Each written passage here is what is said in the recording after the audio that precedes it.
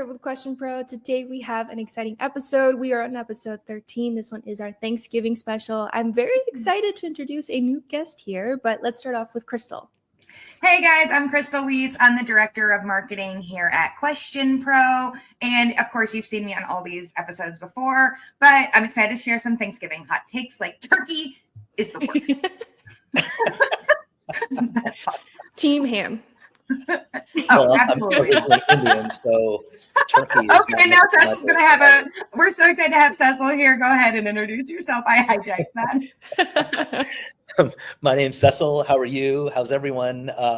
Been with Question Pro for a year, VP of Sales for both the agency and government space. Been in tech for almost 30 years, leading various sales teams, go-to-market strategies across different industries and sectors, and super excited to be a part of this. This might be the highlight of my life, at least professionally.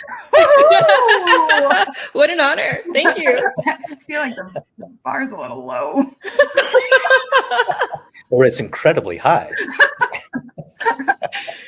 Okay.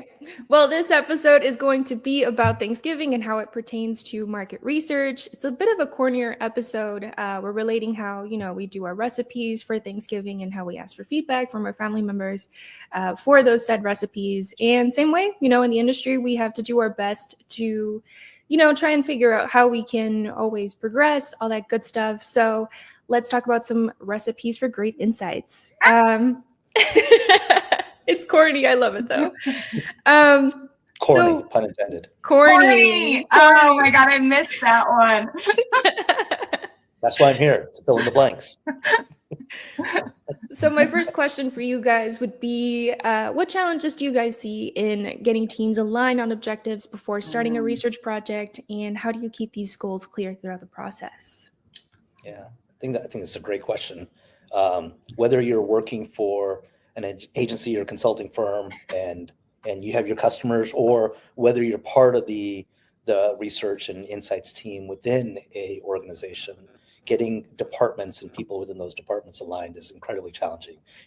Marketing may want actionable insights to drive campaigns, lead gen.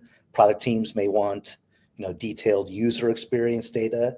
To executives are obviously focused on ROI. So trying to align these different objectives is challenging. You have different personalities, different priorities within those personalities. So it's really essential to get these key stakeholders on page in the planning phase, which is probably the most important part. And then ensure that each department's goals are heard, and then to establish success metrics right at the beginning, so you can action off of them, measure them, and see where we're making progress and where we're not. And so starting with a clear purpose and agenda and collaboratively working to define the key questions so that everyone's on the same page is key. It's paramount to success. Cecil, do you even see that in kind of in the early or mid sales discussions too, right? Where let's say, if everybody, I'm just going to recap. Cecil manages our market research services. So people who are market researchers who are going to be using Question Pro. While this is a very Question Pro agnostic, we don't really talk about Question Pro very often, to be honest. The worst salespeople, Cecil will be like, what? In your process, so you're selling to market research firms who are selling to customers. Correct. So do you see that struggle even within the firms who are trying to manage their clients' expectations as you're trying to help them set up for success? 100%. I would even say it may be even more challenging because I've been in our clients' shoes for years, right? But now you're one layer removed. Yes, while I'm in sales, I really like to say that I'm in the business of relationships, partnerships. We're trying to help other organizations become successful. And ideally, if you can line up on helping them get deeper and wider within their own customer base, and as well as acquire new relationships and new customers, that will solidify our relationship with them. But getting on the same page with them to ensure that they're on the same page with their customers. I mean, it's a game of telephone. It's not easy. Yeah, that is, I have a recipe tie bag. That Okay. is like, I was like, oh my God. As soon as We're you gonna do mentioned this game of tomorrow. telephone, it's like when you ask your mom for a recipe of your grandma, and this has happened to me. Like when you Really? like are trying, yes, when you're trying to find like a family recipe, we have like in our family, we have this family party mix that we've made from scratch. Like it's like Chex Mix, but it's our own family recipe. Everyone's version of it is different, and none of it tastes like my granny's. It is Yes. like it is, Yes. like that game of telephone.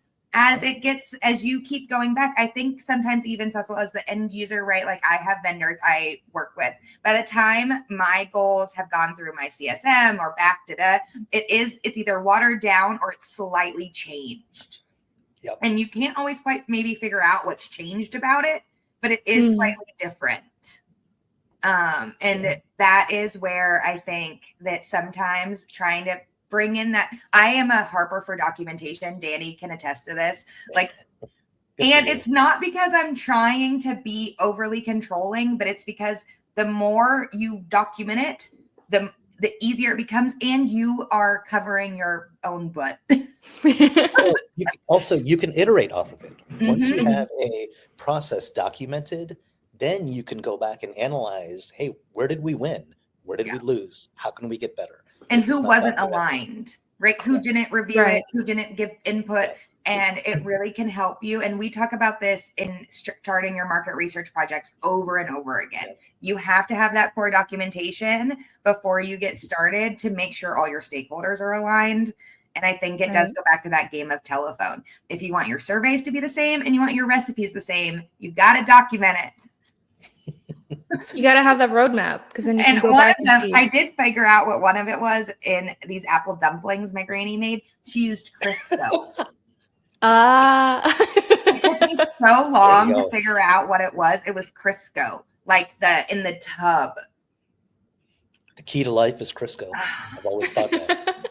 Man, it took me so long to figure it out. And finally I was like, I don't know if I want to make these taste the same. I have to use Crisco. When I woke up this morning, I did not think we'd be talking about Crisco, but Crisco. I'm glad to check that off the list. Bringing it back. Anything can happen in these episodes. That's right. We'll talk about Crisco. So I guess as a follow-up question, do you guys ever find that waiting too long or moving too fast impacts kind of the quality of the insights, since we talked about timing? I would say timing is everything. When it comes to projects and deliverables, you're always trying to balance two things. And in essence, you're trying to figure out, am I coming in too early or coming in too late? And what is the balance between the two? And so if you come in too early, what you may lose out on is information that could potentially change the entire outcome of what you potentially would recommend as your go forward strategy. If you come in too late, you might miss the market, right? Yeah. And both are very key inflection points to success. Missing both means you simply won't be successful with that.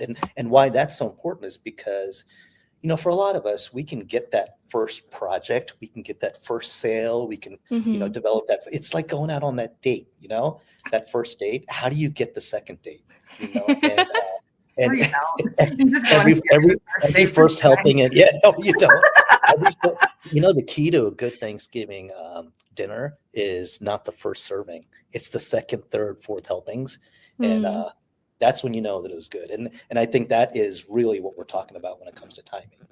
I was going to relate it to putting the turkey in the oven, making sure you don't overcook it, undercook it, Yeah. You don't have turkey. That solves your problem. Just. Oh my goodness. Sorry, I'm gonna have some. There's always like hot takes on this. Like, did you know that there's Cecil last episode? Dan informed us that there's a lot of hot takes about bar graphs versus donut graphs versus spider charts. Evidently within the research industry, and we were like, we didn't know that was a hot take, but learned something today. Also, I think life with Dan is just one big long hot take. Right? Really doesn't like NPS questions. MPS is also a big hot topic. But this hot take, thanks, turkey or no turkey? Oh. That's let us know in the comments. I feel like this is controversial. Right. No I turkey think for though Thanksgiving. Cecil, do you think there's a way though for industry market researchers, especially I'm thinking like consumer goods, because let's say you have something like the election that happened earlier this month, right? They know that that's going to cause an inflection point. And part of me, if I was a marketer or a market researcher in that point, I would almost come out with two different messagings to have on standby, right? Like, hey, economy's going great, or hey, economy, like there is, do your research, but I think there is sometimes ways to be prepared. Correct. For because you can't wait till after to do your holiday research. Right. I think it's even a step before that. So I 100% agree that a lot of what you're taking action upon is event driven, right? We're about to enter the holiday season. So there's a lot of organizations, both in the CPG space, manufacturing space, retail, that is trying to answer this very question about timing, right? But I would say that even before that, it's about the people on your team. So having a good mix of people, senior and junior, that provides the thought leadership that only experience can give you, right? And then having people that have this bias towards action where they can get stuff done and execute. That combination of experience and execution, I think, goes a long ways when you combine that with anything that's event driven to ensure that your timing is right for the market.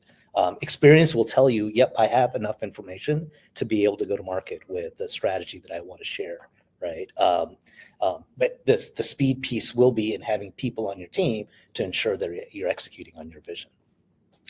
I love that. I think, Danny, that could also lead to another webinar discussion about my soapbox is market research being a little dry. Yeah, there's a lot of fun people in market research. There are a lot of fun people, but there is also that you can be really fun, but also be stuck in your ways. And the lack of innovation and creative thinking in market research really grinds my gears. So, Crystal, I think that's to your point. That's why I think the team is so important. The people within an organization. Diversity. I've always believed that in order to provide true insight, to get real stuff done, and to be able to drive strategy, you need the right people in place. And so often we don't think about diversity and inclusion age-wise. Right.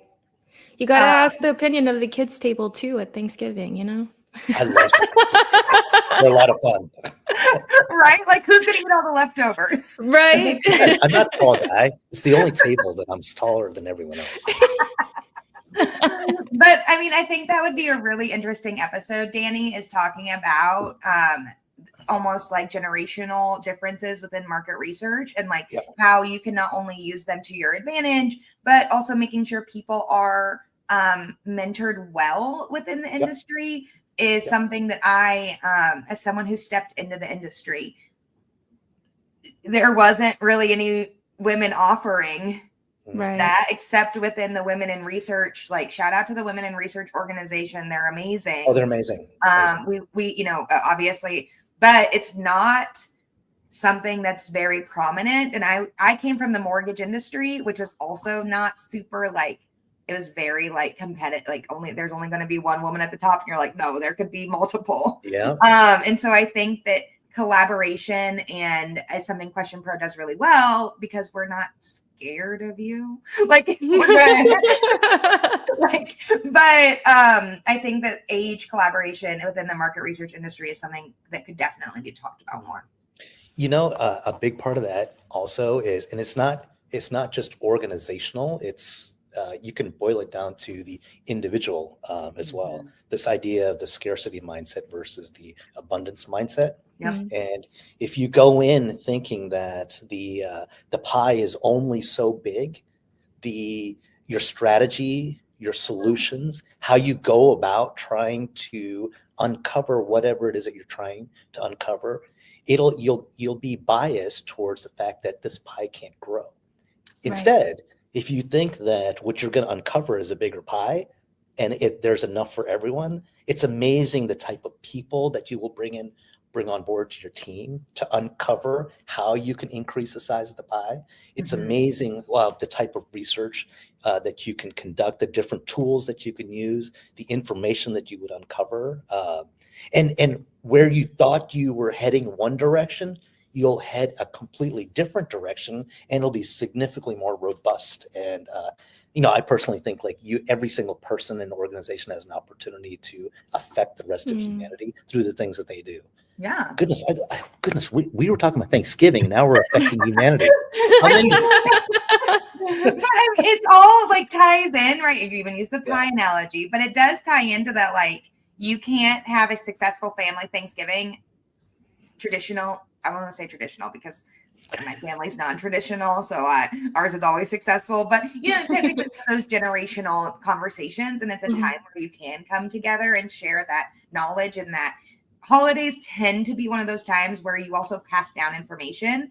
But market research projects are the same way. When you do those pivotal projects, make sure you're bringing in and mentoring people, because if they don't get invited in those spaces, how are they going to know that is a time you need to do research? Yeah.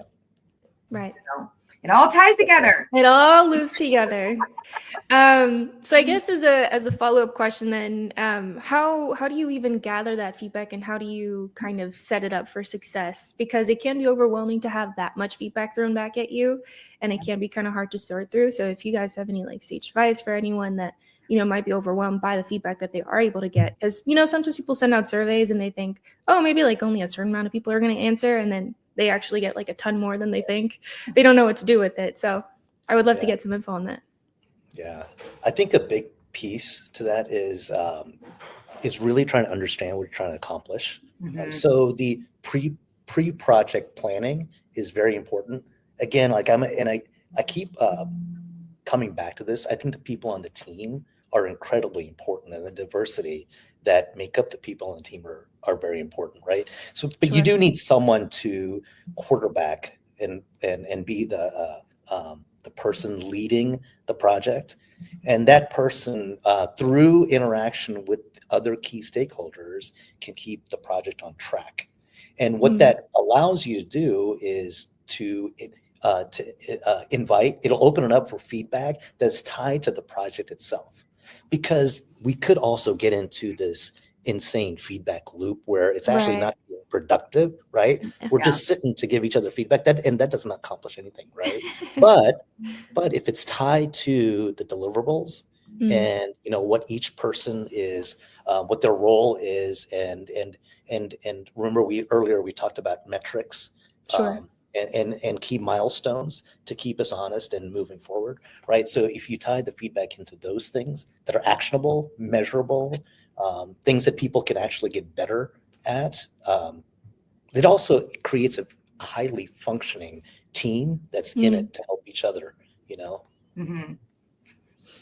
I think this definitely is going to go down to one of your other questions. Danny, so I will not. I looked at the script. I was like, I'll answer this question later. I mean, it's probably good to get to that one since we do have a fun surprise later for some. Oh yeah, stay tuned, guys. We have a survey to go through. We should have led with that at the beginning. Maybe so. We're just telling them. Well, I mean, okay, so we talked about gathering all that feedback. There's bound to be some leftover ones. Which I think, people sometimes miss out on that. They're like, oh, we'll just cherry pick whatever it is that we want. Sometimes it's just, through confirmation of bias, all that good stuff. But how do you kind of work with that leftover data?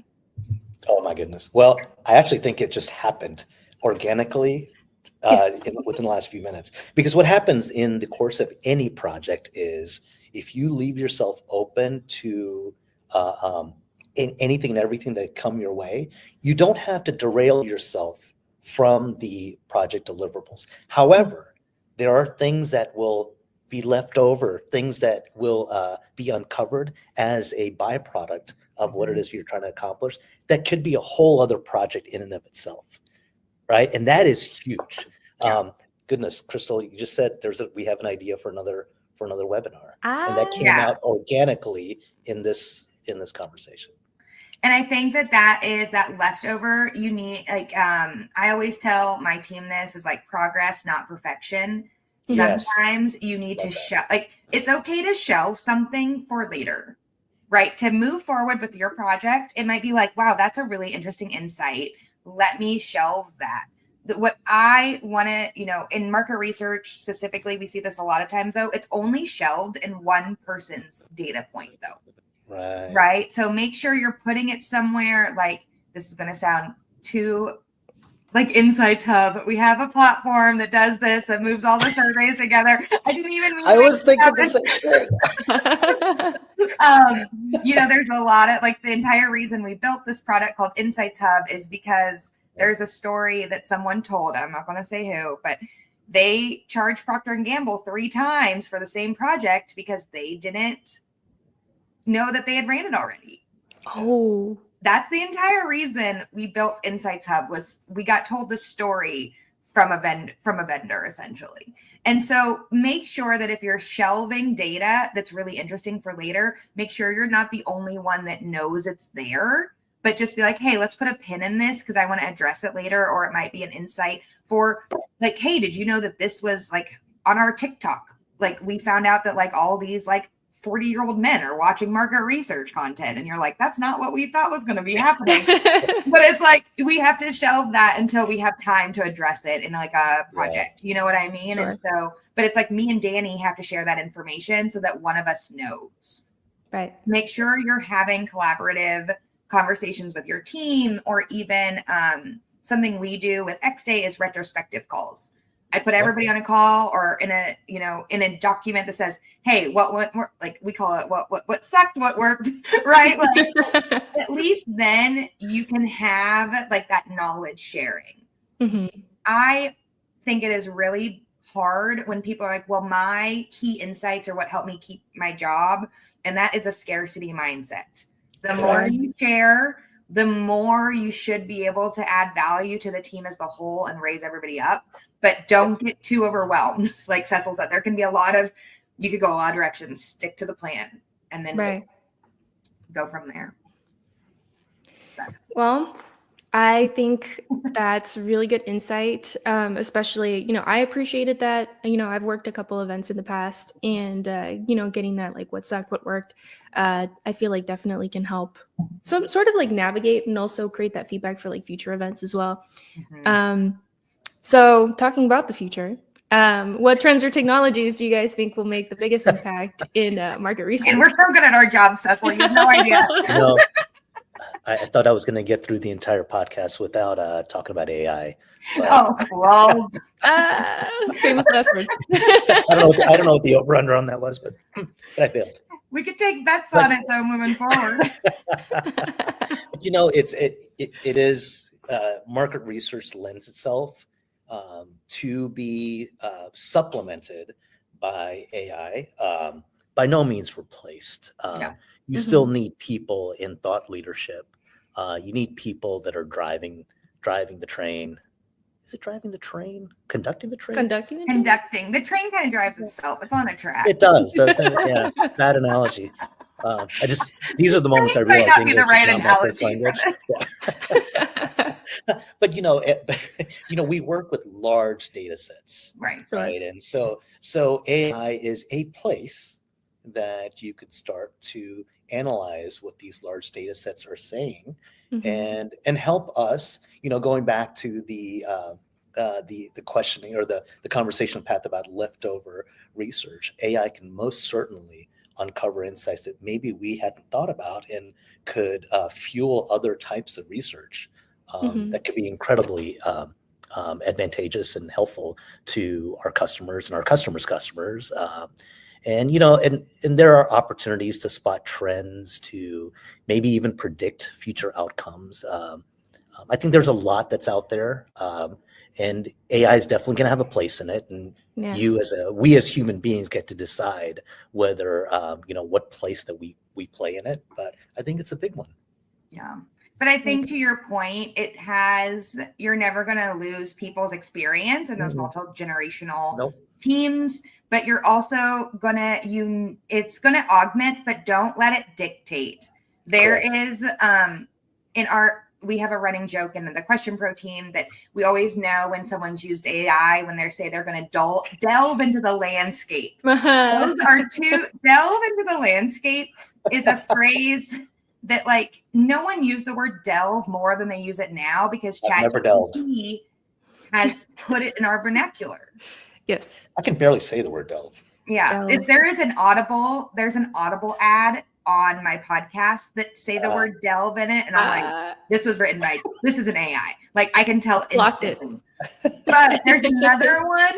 There was another one that's going to come up. I was trying to rename the word ebooks on the website because I was like, ebooks is so vintage. But there's one, compendium.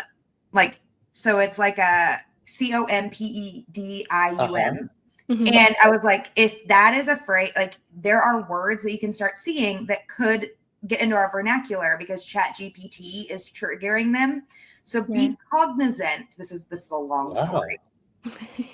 Be cognizant, market researchers. Stories at the Thanksgiving table are very long. Yes. Be cognizant that you are not letting ChatGPT lead you. Yeah. Right? Because it really I don't know. I don't know how to explain it because it can take you down roads that, yes, you might not have seen before, but you also might not need to go down. Or using phrases and methodologies that maybe were shelved for a reason. I will say in defense of a lot of our colleagues, most of us are very inquisitive and we want to have a seat at the table. We want to drive insight, drive results. Those types of things typically are different from someone who might be lazy, right? And, starting with AI or relying too heavily on AI would be the path of least resistance. And I think anyone who is in that first bucket will see it from a mile away. And going back to the feedback portion of our conversation, you're not going to get very far in your career if you don't apply critical thinking and apply your ability to work with other like-minded and different-minded people that are driven to help other people and other organizations, right? You just won't get very far, right? So I think AI is certainly exciting, but they're a passenger. We're the driver. Sure. I think a lot of it too is we have been the ones that train the AI with, our own information. And now it feels like maybe there's a little bit of a switch where we're getting that information from the AI and we're starting to really integrate it into ourselves instead of it being maybe the other way. Okay. Well, I mean, I'm excited for the following years, especially as we get to use more tools to help us out. But I think maybe we should head on over to our survey. Let's find out what the consumers think about Thanksgiving. Let's see. So this was a study or a survey done for 439 responses. And let's start with the first question here. So basic question. Do we even celebrate Thanksgiving? A whopping 85% said that they do celebrate. Yeah. And 1% said they don't. Which I honestly was surprised because it's always, like Halloween and then straight to Christmas. Yeah. I mean, there's also it's a lot of work. Yeah. Like 1 year, I'm not going to lie to you. 1 year, my family went to Crackle Barrel. No regret. I used to work at Cracker Barrel. Really? Maybe I saw them. Apples. Anyway, sorry. A lot of good Midwest Crackle Barrel memories. Oh, yeah. But it is a lot of work. And so, you know what? I'm not gonna diss on anyone. My mom was a nurse, so she worked random holidays and stuff. So it's all good if you celebrate, but if you don't, just take a long weekend. Take the break. Yeah. So the next question is, when it comes to Thanksgiving dinner, which dish is a must-have to have on your table? We already know Crystal's not having turkey on there. Yeah. But 63% of these respondents said that they would. Pumpkin pie is so low. I thought it. I need my pumpkin pie. Danny, you are. I know that you play video games and you're moving it. Just leave it. Oh, okay. This is not It's habits. person shooter survey. Strifing? No. Okay. Okay, but we are a mashed potatoes family. Mhm. Oh, love mashed potatoes. Skins on though? Absolutely not. Oh, No? what? No. What? Oh, That's the best part. creamy, Well. delicious I like that too. butter. I'm a fan of Thanksgiving. This is making I me like good feel food. very I'm hungry. hungry. Yes. We did a Korean themed Thanksgiving last year. Fun. That is very nice. So we did Korean food and just spent all day cooking together and trying different recipes and making Wow. stuff. So that was Korean turkey? no turkey. Trying to insert it in there. No. Next. Next question. Oh, Okay. this one got me and was wild. So this is how far in advance do you typically start planning for Thanksgiving? Weeks in advance was 40%. A week before, I was shocked at that. Before do people not realize you need to get that turkey like Thawed out. defrosting? Yeah. It's like there's a mathematical equation for how many pounds it is to how many days it needs to be in the fridge to defrost. It's been a long time since I've had a fridge that could fit a turkey. But these people who are doing it a week before, that's not enough time. That's That's crazy. just crazy talk. And then a few days before is 10%. A And few then I days don't before plan. and people winging it. 18%. This is kind of surprising. Yeah, I thought that'd be like 1% or something. Like I don't plan it, I wing it. But no, good solid 8%. Wait, did you do that on purpose? Yes. Very punny. Yeah, wing it. very funny. You know, it's a I special. wing it. holiday. Oh my gosh. No, I'm not even doing a turkey. I'm doing a Friendsgiving, and we are already building our menu starting this weekend. Okay, that's weeks in advance in that category. I mean, it kind of ties into the next question. If you had to choose, which part of Thanksgiving is the most stressful? So we have a couple options here: preparing I food. really like how cleaning up after dinner takes such a time. I go straight for the family room. I opt out of that. So I don't get stressed because I don't do it. Cecil. Preparing food was our winner, though, 41%. Yeah. I could see that. That makes sense. All the chopping and then the hot ovens and then it's like Yeah, stuff. especially for those in. people that plan less than a week. No wonder you're stressed. You're not taking enough time to plan. Camera died there for a sec. There we go. Yeah, that was definitely too much for me.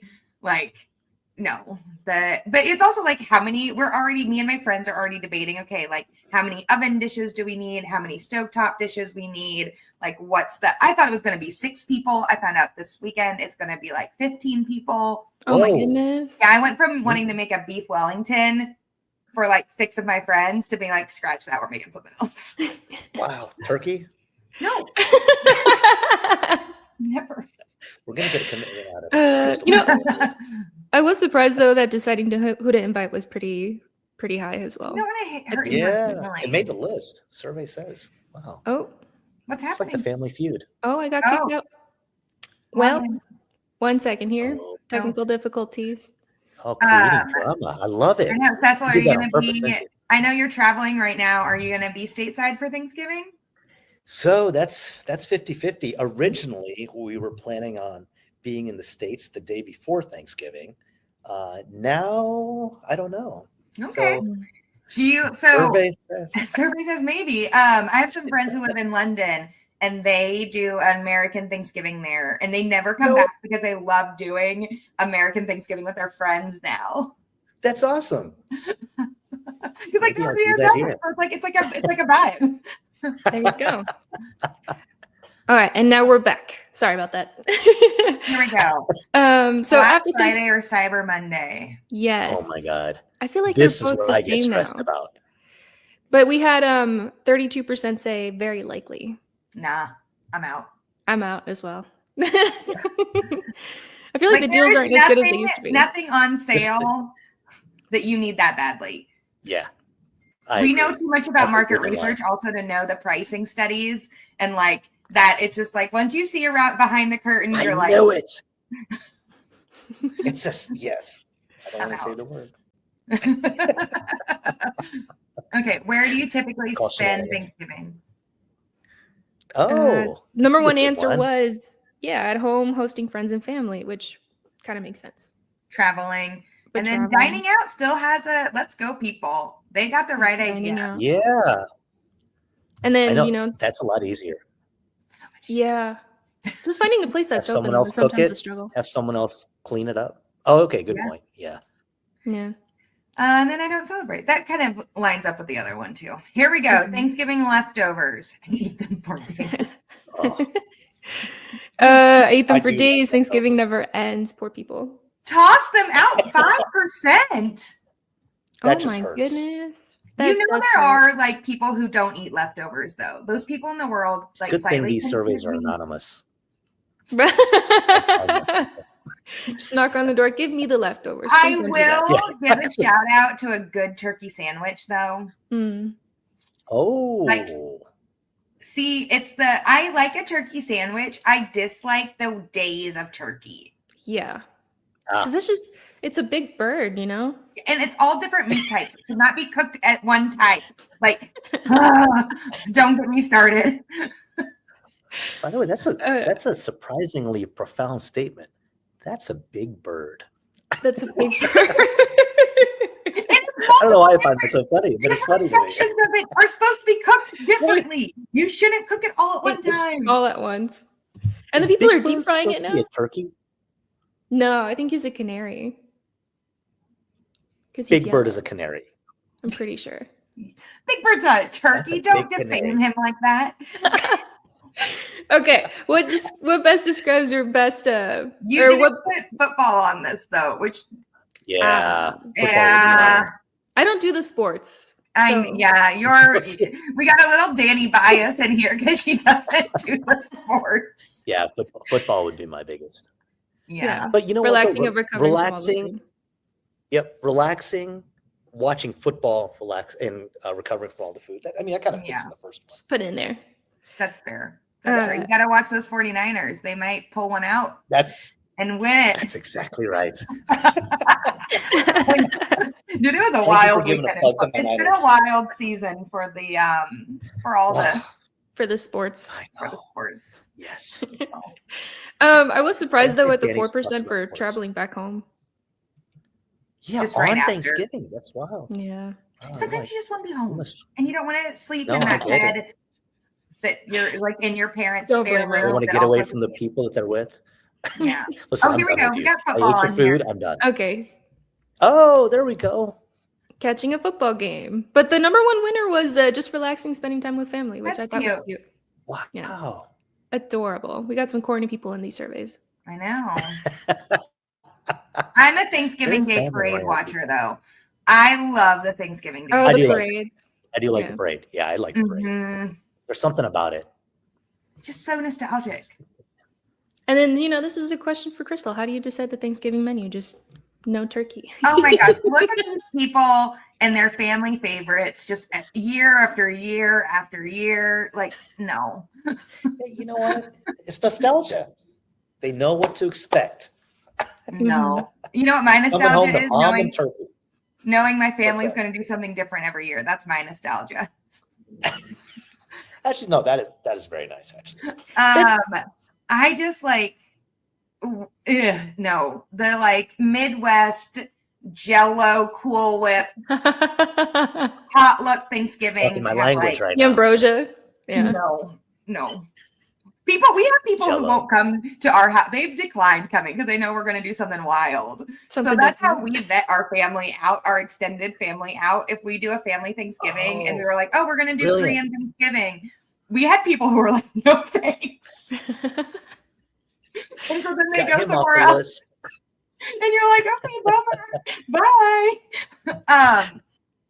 Let guests, need to but take a I do page not of do that. this. Let guests decide what to bring their own dishes.